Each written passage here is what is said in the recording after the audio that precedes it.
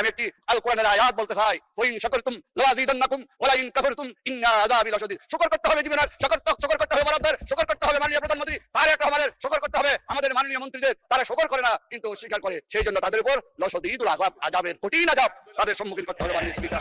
আমি প্রথমে বলি, আলমগীর মোহাম্মদ মাহফুজুল্লাহ ফরিদ একজন মাওলানা, মাদ্রাসা পাশ বলেছেন, সদুদ্দেশ্যেই বলেছেন। কোরআনের বাঁকা অর্থ করা এবং এটা কুফরি পর্যায়ের গুনাহ, এটা কোরআনে বলা আছে। ইন্নাল্লাযীনা ইলহিদুনা ফি আয়াতিনা লা ইউখফাউনা আলাইনা, নিশ্চয়ই যারা আমার কোরআনের বাঁকা অর্থ করে, আল্লাহ বলেন আমার তারা অগোচরে নয়, আমি তাদেরকে দেখছি। সামনে কি আল্লাহ বলেন, আফামান ইউলকা ফিন নারি খায়রুন আম্মান ইয়াতি আমানা ইয়াউমাল কিয়ামা, আগুনে নিক্ষিপ্ত হওয়া ভালো না নিরাপদে আল্লাহর কাছে উপস্থিত হওয়া ভালো? যদি কোরআনের এই বাঁকা অর্থ করলে তাদের ভয়ঙ্কর ক্ষতি আছে। আউযু বিল্লাহি মিনাশ শাইতানির রাজিম। বিসমিল্লাহির রহমানির রহিম। কাইফা ইয়াকুনু লিল মুশরিকিনা আহদুন ইনদাল্লাহি ওয়া ইনদা রাসূলিহি ইল্লাল্লাযীনা আহাদতুম ইনদাল মাসজিদিল হারাম ফামাসতাকামু লাকুম ফাস্তাকিমু লাহুম ইন্নাল্লাহা ইউহিব্বুল মুত্তাকিন। আল্লাহ বলেন, কাইফা কিরূপে, কিভাবে, ইয়াকুনু হতে পারে, লিল মুশরিকিনা মুশরিকদের জন্য, আহাদুন প্রতিশ্রুতি, কিরূপ হতে পারে মুশরিকদের জন্য প্রতিশ্রুতি, ইনদাল্লাহ আল্লাহর নিকটে, ওয়া ইনদা রাসূলি এবং তার রাসূলের নিকটে, ইল্লাল্লাযীনা তারা ব্যতীত আহাত্তুম যাদের সাথে তোমরা ওয়াদা করেছো, প্রতিশ্রুতি দিয়েছো, ইনদাল মাসজিদুল হারামে মসজিদে হারামের নিকটে, ফামাস্তাকামু লাকুম অতঃপর যতক্ষণ তারা স্থির থাকে তোমাদের জন্য, ফাস্তাকিমু লাহুম তোমরাও তাদের জন্য স্থির থাকো, ইন্নাল্লাহা ইউহিব্বুল মুত্তাকিন নিশ্চয়ই আল্লাহ তাআলা ভালোবাসেন ওয়াদা পালনকারীদেরকে, কর্তব্য পালনকারীদেরকে। এখানে দেখেন যে 10 বছরের জন্য সন্ধিটা হচ্ছিল, 10 বছরের জন্য সন্ধিটা স্বাক্ষর করা হয়েছিল কাফেরদের পক্ষ থেকে সুহাইল ইবনে আমর, আবু জাহেলের বড় ছেলে, আর মুসলমানদের পক্ষে রাসূল সাল্লাল্লাহু আলাইহি সাল্লাম। 10 বছরের জন্য যুদ্ধ, 2 দল আমরা যুদ্ধ করব না। কিন্তু এখন 6ষ্ঠ হিজরিতে এই সন্ধি হওয়ার পরে 8ম হিজরিতে মক্কা বিজয়, এবং মক্কা বিজয়ের পরপরই এই আয়াত নাযিল, সূরা তাওবাটা নাযিল হয়েছে। তো এখানে আল্লাহ তাআলা তাদের সাথে যে আমাদের সন্ধি থাকতে পারে না কেন, তার কারণটা উল্লেখ করছেন। কেন তাদের সাথে সন্ধি ভঙ্গ করা হলো এটা আল্লাহ বলছেন। কাইফা ইয়াকুনু লিল মুশরিকিনা আহাদুন, কিরূপ হতে পারে মুশরিকদের সাথে প্রতিশ্রুতি বা সন্ধি, ইনদাল্লাহ আল্লাহর নিকটে, ওয়া ইনদা রাসূলি এবং তার রাসূলের নিকটে। মানে এটা কেন সামনের এতে আপনারা পাবেন, হ্যাঁ, কিন্তু তারা ব্যতীত মসজিদে হারামের কাছে তোমরা যাদের সাথে সন্ধি করেছো। তো আসলে হুদায়বিয়াটা মসজিদে হারামের কাছেই। হুদায়বিয়াটা হলো যে আমাদের যে কালকে আমরা হেরেম সম্বন্ধে বসি না, যে এটা মানে মুহররম, হরম এরিয়া, যেটা হরম। তো এইটা হলো শামসি, হলো 15 কিলো কাবাঘর থেকে। তো শামসি হুদায়বিয়া 2টা কাছাকাছি জায়গা। তো সন্ধিটা তো ওখানে বসে হয়েছিল, এই জন্য আল্লাহ তাআলা, আর যেহেতু ওটা হেরেমের কাছেই, তো এই জন্য মসজিদে হারামের কাছে বলতে ওই জায়গাটাকে বোঝানো হয়েছে। তাদের ওখানে তোমরা যাদের সাথে প্রতিশ্রুতি দিয়েছ, তাদের মধ্যে বড় দলও আছে, ছোট দলও আছে। কোরাইশরা তো নাম করা বড়, কিন্তু অন্যান্য বহু দল আছে, যেমন বনু খোজা, বনু বকর, আসাদ, গোতপান, অন্যান্য বিভিন্ন দল আছে। এর মধ্যে আল্লাহ বলেন, যারা তোমাদের সাথে সন্ধি ঠিক রাখে, স্থির রাখে, তোমরা তাদের সাথেও স্থির থাকো। আল্লাহ তাআলা সঠিকভাবে কর্তব্য পালনকারীদেরকে ভালোবাসেন। এখন সন্ধিটা কেন থাকতে পারে না তাদের সাথে, এর কারণটা এই নিচের আয়াতে দেখেন। আল্লাহ বলেন, কাইফা কিরূপ, কিভাবে হতে পারে, ওয়াইয়াজহারু আলাইকুম, যদি তারা জয়যুক্ত হতে পারে তোমাদের উপরে, লায়ার কবুনা, তারা বিবেচনা করবে না, ফিকুম, তোমাদের বিষয়, ইল্লাম ওয়ালা জিম্মা, কোনো আত্মীয়তার এবং না কোনো প্রতিশ্রুতির।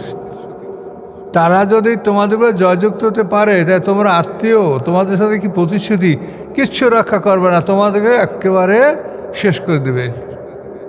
এ হলো তাদের স্বভাব। কাজেই তাদের সাথে এই চুক্তি বল রাখা কোনো রকম সম্ভব নয়। আল্লাহ ঘোষণা করে দিলেন যে কারোর সাথে কোনো চুক্তি থাকবে না এখন থেকে 4 মাস। এই ঘোষণাটা দেওয়া হয়েছে জিলহজ মাসের আরাফাতের দিন 9 তারিখ।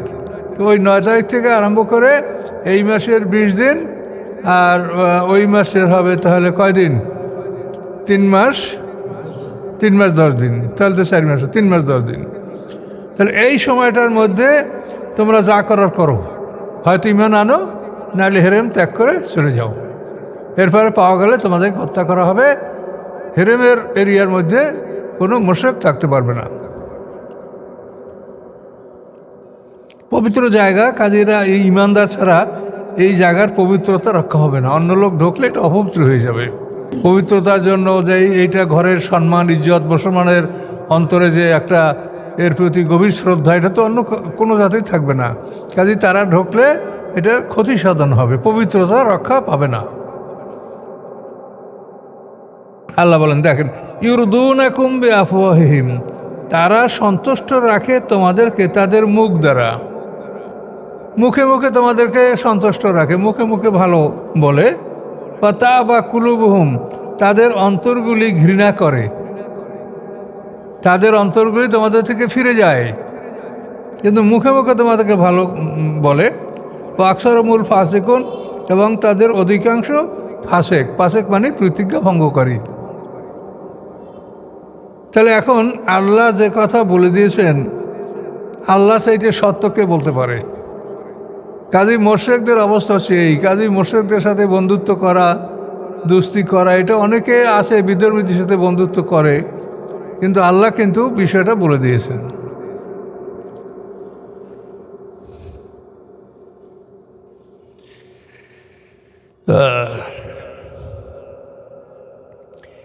তাদের স্বভাব, ইশতারাবা আয়াতিল্লাহ সামানান কালিলা, তারা বিক্রি করে আল্লাহর আয়াতগুলি নিকৃষ্ট মূল্যে।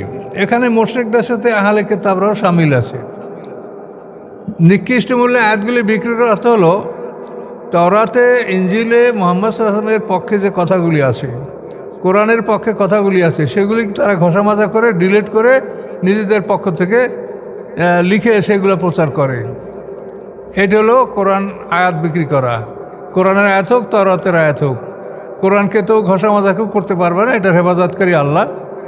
আজ পর্যন্ত কেউ পারে নাই, কিয়ামত পর্যন্ত পারবেও না। আপনারা সেই তুরস্কের ঘটনা তো জানেন। তুরস্কে যখন একটা ওই অনেক জেনারেলদের বিদায় অনুষ্ঠান, সেইখানে পৃথিবীর থেকে বড় বড় মেহমানদেরকে দাওয়াত করা হয়েছিল তুরস্কে, কয়েক বছর আগে ঘটনা। তো সেখানে তাদের মানে দুনিয়ায় যত খারাপ কাজ যেগুলি আছে, এগুলি সবই সেখানে হচ্ছিল। তুরস্ক তো তখন সামরিক শাসন ছিল তুরস্কে, তো জানেন। তো ওইখানে এক জেনারেল ক্যাপ্টেনকে বলে যে তুমি এটা কোরআন নিয়ে আসো। তখন ক্যাপ্টেন বলে, কোরআন নিয়ে এখানে কি করবে? এখন জেনারেল অর্ডার আছে, ক্যাপ্টেন তো শুনতে বাধ্য, কোরআন নিয়ে আসে। এখন ক্যাপ্টেন, ওই জেনারেল বলে যে তুমি জানো এই কোরআন তুমি পড়তে পারো? হ্যাঁ পারি। অর্থ জানো? যে না স্যার, অর্থ জানি না। তাহলে এই কোরআনে সূরা হিজরের 9 নম্বর আয়াতে বলা আছে, ইন্না নাহনু নাযালনা যিকরা ওয়া ইন্না লাহু লাহাফিজুন, যে নিশ্চয়ই আমি এই কোরআন নাজিল করেছি, এই কোরআনের রক্ষক আমি, হেফাজতকারী আমি। এখন এই কথা আল্লাহ বলছে, আমি প্রমাণ করব যে আল্লাহ এই কোরআনকে হেফাজত করতে পারে না। এই বললে কোরআনের পাতা সিরিয়া সিরিয়া ওই যারা বল ডান্স করতেছিল তাদের পায়ের নিচে নিচে পাতা ফেলাই দিচ্ছিল। তখন ওই ক্যাপ্টেন ওখান থেকে দৌড় দিয়ে বাইর হয়ে গেছে যে আমি আল্লাহ আমাকে রক্ষা করে, আমি এখান থাকবো না। এভাবে যখন করতেছিল, তখন মুহূর্তের মধ্যে আল্লাহ সেখানে এমন এক ভূমিকম্প দিয়েছে যে ওই স্থানটা সহ, সম্পূর্ণ এলাকা সহ একেবারে, ওখানে ওটা তো সমুদ্রের পারে, তুরস্কের উত্তর ইজিয়ান সাগর, মর্মর সাগর, সাগরগুলো তো সব তুরস্কের উত্তরের সাগর আছে। এর ওপারে হলো আপনার ইয়ে যে ওই রোম সাম্রাজ্য। ইটালির রাজধানী রোম না, এটা হলো মানে প্রাচীন রোম, যেটাকে কনস্টান্টিনোপল বলে, সেই রোমটা ওই ওই সাগরের উপরে। ওই সাগরের মধ্যে তারা এমনভাবে ধসে গেছে, একেবারে সাগরের তলদেশে চলে গেছে ধসা, কেউ বাঁচে নাই। এবং এই খবরটা তারা কখনো প্রচার করে নাই, কিন্তু শেষ মতো স্যাটেলাইটের মাধ্যমে যারা সারা বিশ্বের খবর সংগ্রহ করে তাদের কাছে ধরা পড়ছে যে আসলে ঘটনাটা এই ঘটেছে, কিন্তু তারা লজ্জায় বলতে যায় নাই। এই হলো অবস্থা। তাহলে কোরআনকে হেফাজত করার কথা আল্লাহ বলছে, তুমি পারলে কিছু করো, তখন দেখো অবস্থা কি দাঁড়ায়। দেখো আল্লাহর প্রতিশ্রুতি, এই কোরআনে কেউ হাত দিতে পারবে না, কারও ক্ষমতা নাই, দিলে ধ্বংস।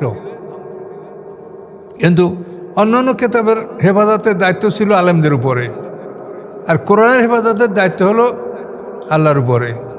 পৃথিবীতে কোনো ঘরের হেফাজতের দায়িত্ব আল্লাহর কাছে নাই, শুধু মক্কা ছাড়া। এই কাবাগার হেফাজতের দায়িত্ব আল্লাহর উপরে। আল্লাহ যখন দেখবে যে হেফাজত করার মানুষ নেই, তখন সে পাখি পাঠাই দিয়ে হেফাজত করবে, যাকে যাকে পাখি। আর মানুষ যখন আছে তো তোমরা হেফাজত করো, আর যদি না করো তখন তোমাদের জন্য পিটান আছে সামনে। আর মানুষ না থাকলে তখন আল্লাহ নিজের পক্ষ থেকে ব্যবস্থা করবেন। আবরার আক্রমণের সময় আল্লাহ রসুল এই ঘটনার 52 দিন পরে তিনি জন্মগ্রহণ করেন। কিন্তু ওই সময় আল্লাহর বান্দা ছিল না যারা আবরার সাথে লড়াই করবে। আল্লাহ কি করলেন? পাখি পাঠায় দিলেন, তায়রান আবাবিল, ঝাঁকে ঝাঁকে পাখি। আবাবিল শব্দটা তো ঝাঁকে ঝাঁকে, কিন্তু আবাবিল বলতে কোনো পাখি আছে কিনা সেটা আমরা বলতে পারবো না। তো আবাবিল শব্দটা হলো ঝাঁকে ঝাঁকে, এটা বহু বছর, আর এক বছর নাই। এইভাবে ঝাঁকে ঝাঁকে পাখি এসে তাদেরকে ধ্বংস করছিল আবরাহাকে। যে ওরা 60,000 বাহিনী নিয়ে ইয়েমান থেকে আসছিল মক্কায়। তো এই লোকগুলি সবই ধ্বংস হয়েছে, কত অন্ধ হয়ে গেছে, বিকলাঙ্গ হয়ে গেছে, কত মরে গেছে। আবরাহা ইয়েমান পর্যন্ত পৌঁছতে পারছিল, কিন্তু আর সমস্ত শরীর পচে গেছিল এবং সমস্ত হাড্ডিগুলি এই জোড়া জোড়া থেকে খসে পড়েছিল। এইভাবে তার মৃত্যু হয়েছে।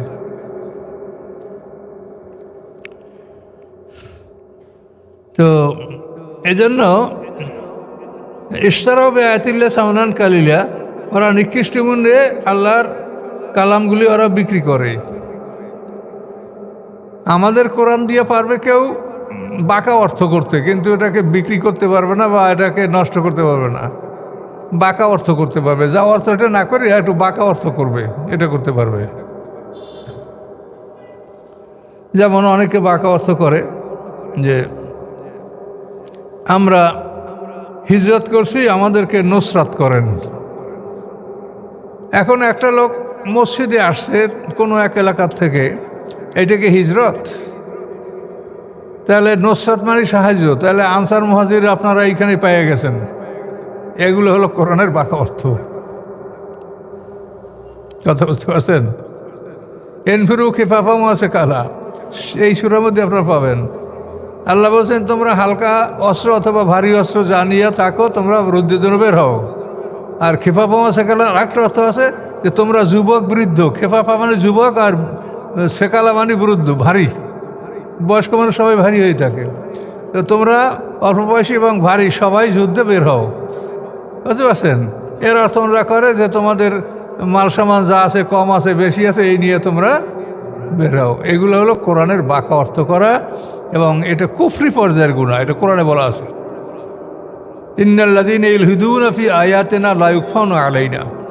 নিশ্চয়ই যারা আমার কোরআনের বাঁকা অর্থ করে, আল্লাহ বলেন আমার তারা অগোচরে নয়, আমি তাদেরকে দেখছি। সামনে কি আল্লাহ বলেন, আফামান ইউলকা ফিন-নারি খায়রুন আম্মান ইয়াতি আমানা ইয়াউমাল কিয়ামা। আগুনে নিক্ষিপ্ত হওয়া ভালো না নিরাপদে আল্লাহর কাছে উপস্থিত হওয়া ভালো? যদি কোরআনের এই বাঁকা অর্থ করলে তাদের ভয়ঙ্কর ক্ষতি আছে। আবতাগু ইলাইহিল ওসিলা, আল্লাহ বলছেন ওসিলা ধরো। এখন পিসাব মানে ওসিলা।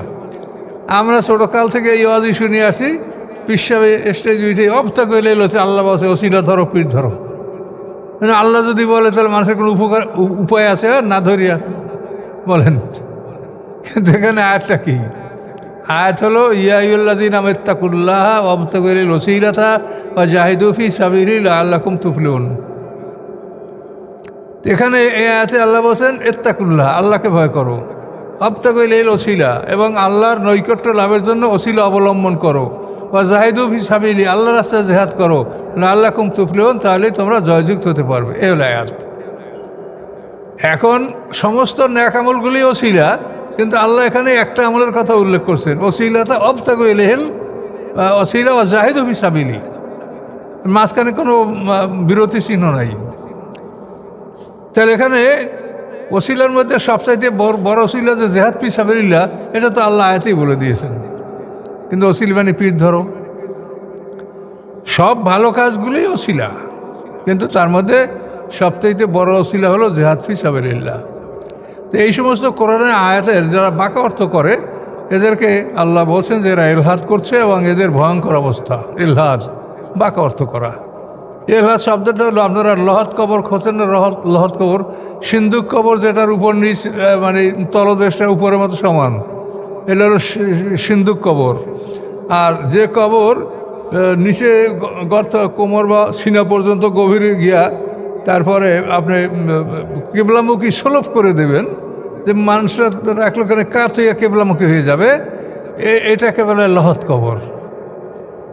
এইগুলো আরব দেশে বা যে দেশে মাটি শক্ত সেখানে এগুলো হয়। আমাদের সাধারণত এই লহদ কবর হয় না, মাটি দুর্বলতার কারণে। এই লহদ মানেই বাঁকা, এর থেকে ইলহাদ, বাঁকা অর্থ করা কোরআনের।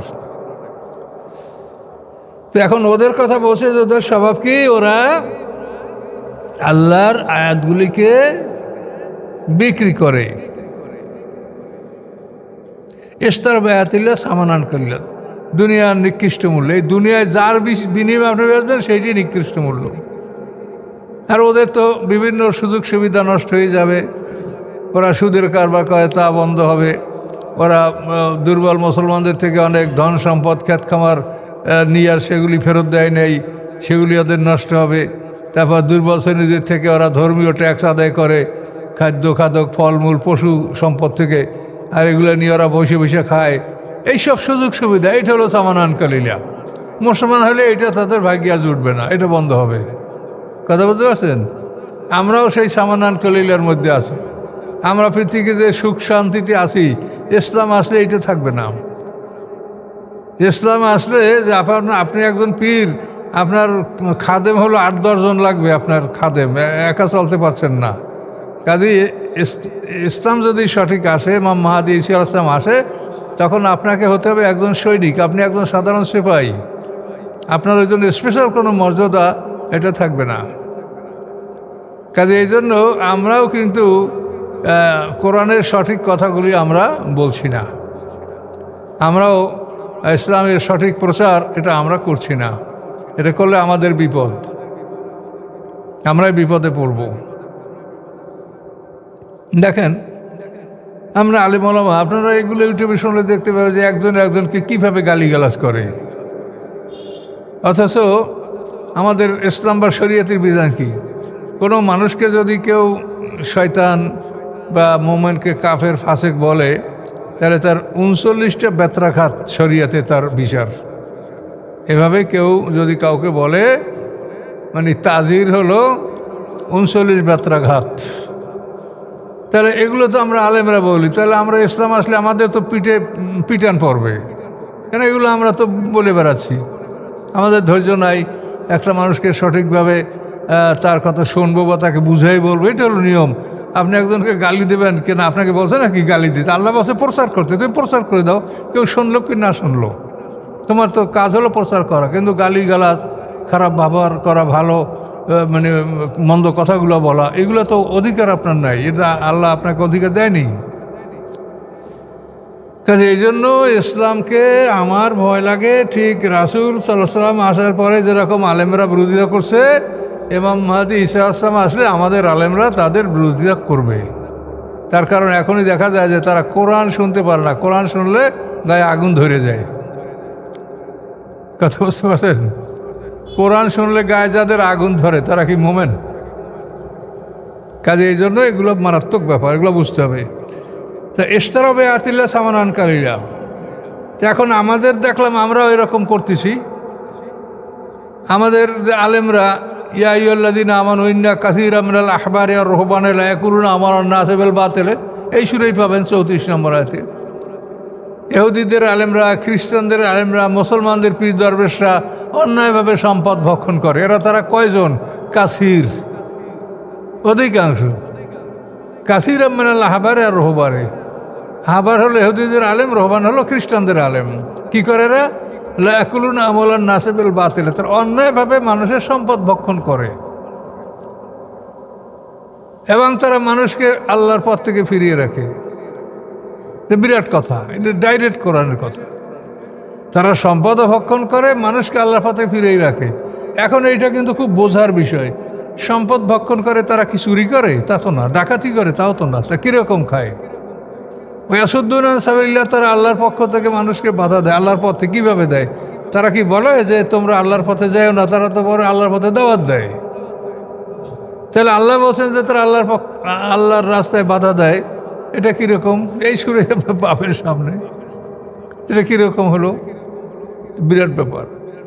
তারা অন্যায়ভাবে মানুষের সম্পদ ভক্ষণ করে। এর অর্থ হলো যে দান কোথায় করতে হবে, কাকে দান করতে হবে, কি আল্লাহর বিধানে আছে, সেইটাকে তারা লুকাইয়া তারা মানুষের দান গ্রহণ করে।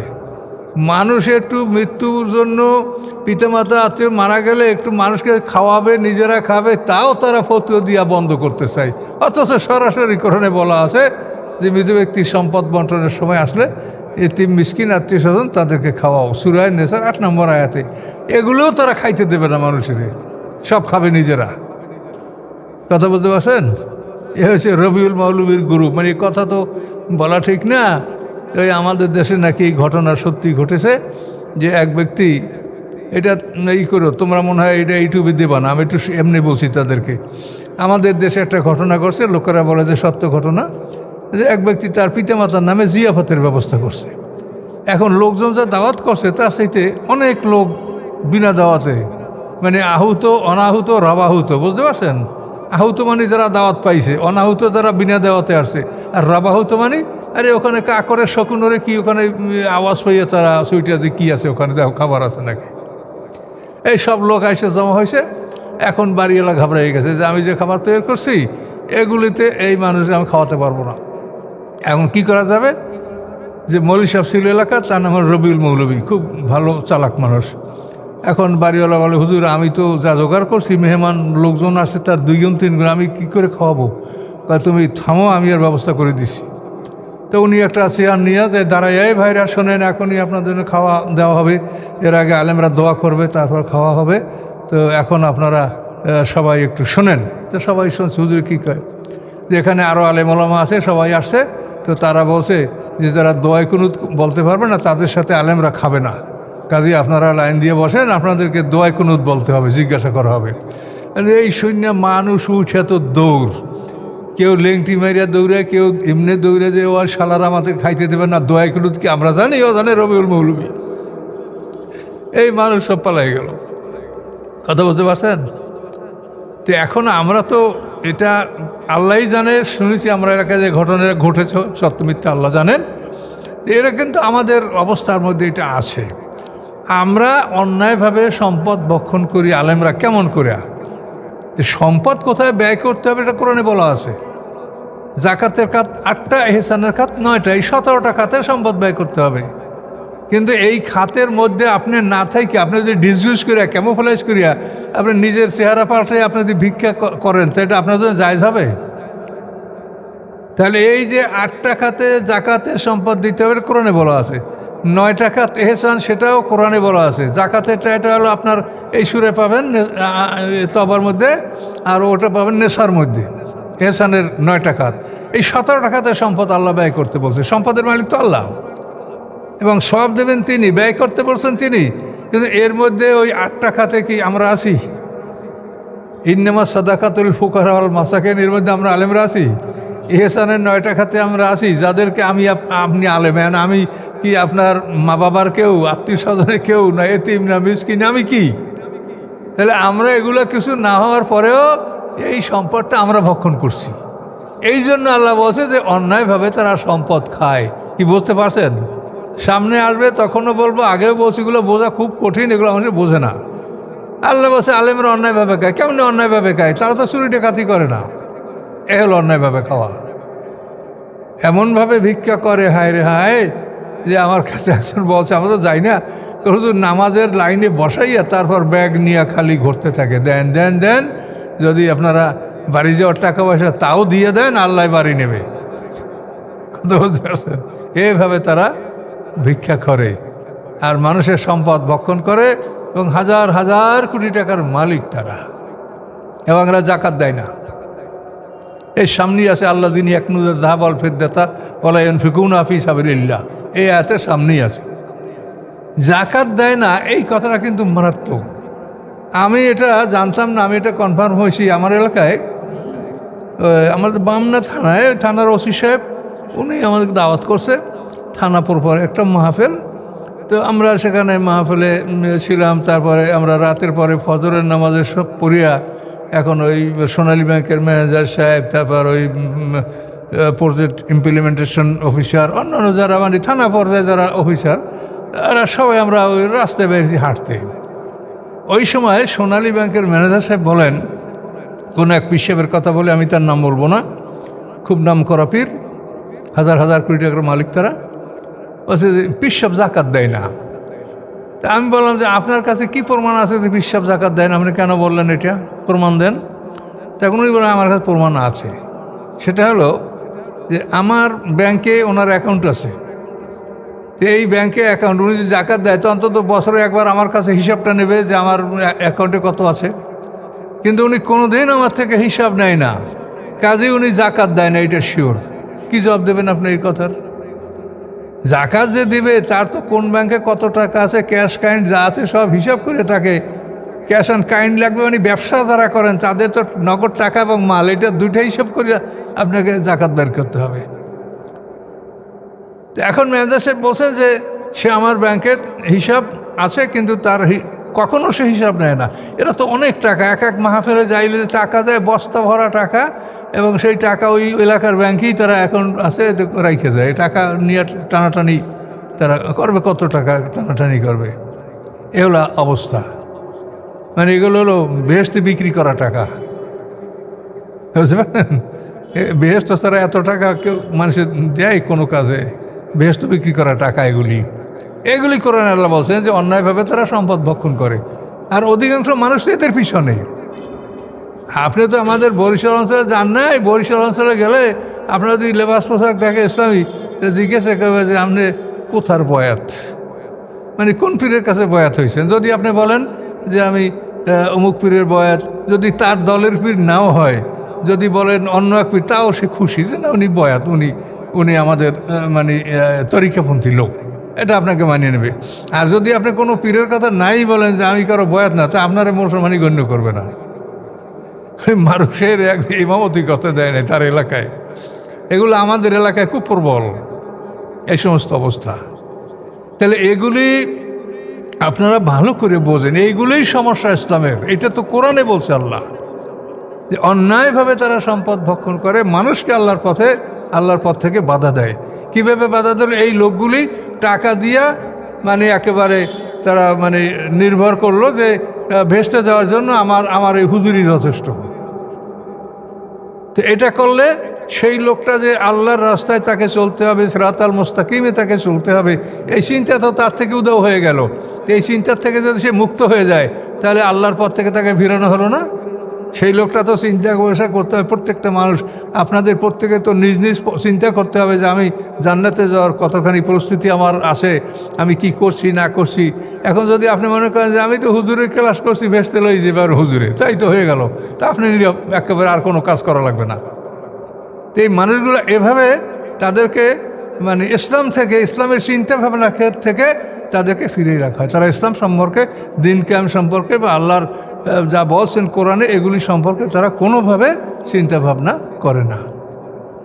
এটার নাম হলো ইয়াসুদ্দুন আন সাবিলিল্লাহ। আপনারা কোরআন শিখতে বসেছেন, আল্লাহ আপনাদের কবুল করুক। ভালো করে কথাগুলো বুঝে নেন। কোরআনের সব কথা আছে। তো এই কথাগুলো আল্লাহ বলেন যে ওরা আয়াতগুলি অল্প মূল্যে বিক্রি করে, আল্লাহর পথ থেকে মানুষকে ফিরায়। দেখছেন আল্লাহর পথ থেকে মানুষকে ফিরায় কেমনে? ইন্নাম মাকান হুয়ামলুন, নিশ্চয়ই অতি নিকৃষ্ট মাকান হুয়ামলুন, যে কাজগুলি তারা করতেছিল এগুলি অতি নিকৃষ্ট কাজ।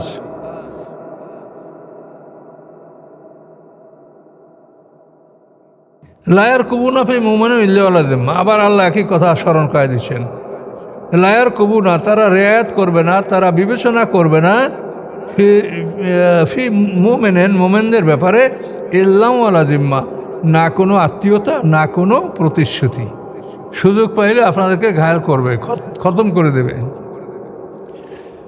আউলাইকুল মুতাদুন, এবং এই লোকগুলি সীমা লঙ্ঘনকারী।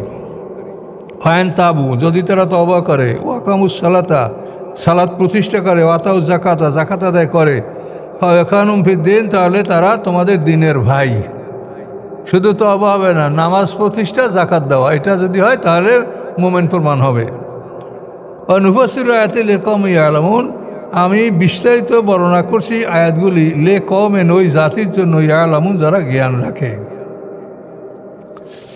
ওয়ান নাকাসু বাদা ইমানহিম মিম বাদে আদহিম ওয়াতানু ফি দীনিকুম, যদি তারা ভঙ্গ করে তাদের প্রতিশ্রুতি, নাকাসা মানে ভঙ্গ করা, যদি তারা ভঙ্গ করে আইমানহম, তাদের প্রতিশ্রুতি, মিম বাদে আদহিম, তাদের প্রতিশ্রুতি দেওয়ার পরে, ওয়াতানু ফি দীনিকুম, এবং সমালোচনা করে তোমাদের দিনের সমালোচনা, দিনকে দোষারোপ করা, ওয়াতানু ফি দীনিকুম, তাহলে কী করবা?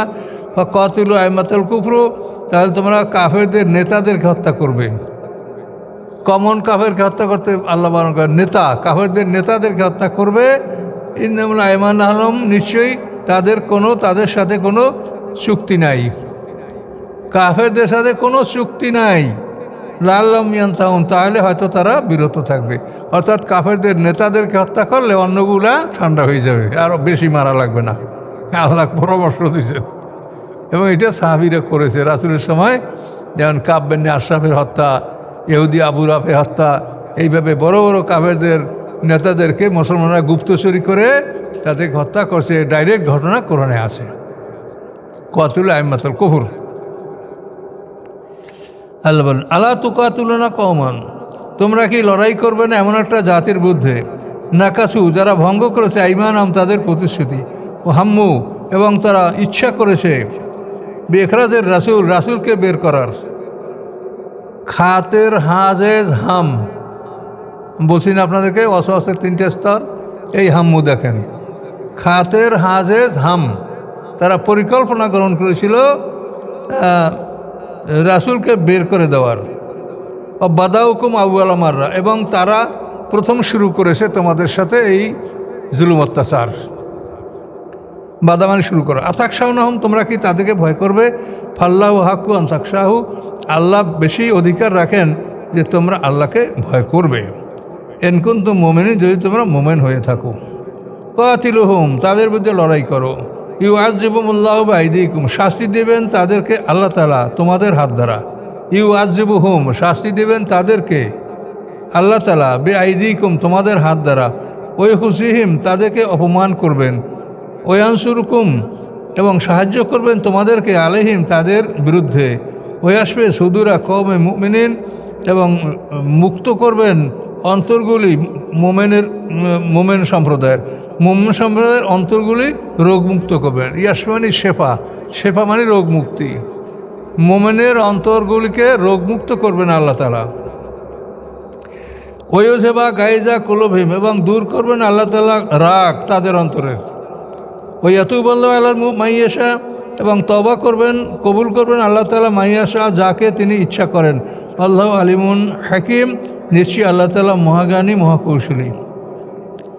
আম হাসিবতুম, তোমরা কি ধারণা করো, আন্তুত্রাকু, যে তোমাদেরকে ছেড়ে দেওয়া হবে? তোমরা বলছো আমরা আমার না মুমিন হয়েছি, ঈমান আনছি, ছেড়ে দেওয়া হবে? আলাম্মা, এখনও না ইয়ালামিল্লাহু, জেনে নিয়েছেন আল্লাহ তাআলা, অর্থাৎ এখনও আল্লাহ তাআলা জেনে নেন নাই। আল্লাযিনা জাহাদু, যারা জিহাদ করে, মিনকুম, তোমাদের মধ্যে হতে। ওয়ালাম ইয়াত্তাখিযু, এবং গ্রহণ করে না, মিন দুনিল্লাহি, আল্লাহ ছাড়া, ওয়ালা রাসূল, এবং রাসূল ছাড়া, ওরাল মুমিনিন, মোমেনদের ছাড়া, অলিজা, কোনো দোস্ত বন্ধু। কারা তারা? যে যারা জিহাদ করে তোমাদের মধ্য থেকে, জাহাদু মিনকুম, আর গ্রহণ করে না আল্লাহ ছাড়া, তার রাসূল ছাড়া, মোমেনদের ছাড়া কোনো বন্ধু। বন্ধু তাদের আল্লাহ, রাসূল এবং মোমেনরা, এই তিনটা দল। আল্লাহু খাবীরুন, আল্লাহ তাআলা খবরদার, অবহিত, বিমা তা'মালুন, যা তোমরা করো। এ বন্ধু থাকলো একরকম। তাহলে আপনার বন্ধুত্ব করতে হবে কার কাছে, তাও আপনি পাইলেন। আপনি বন্ধুত্ব করবেন না আল্লাহ, রসুল, মোমেনদের ছাড়া অন্য কারোর সাথে।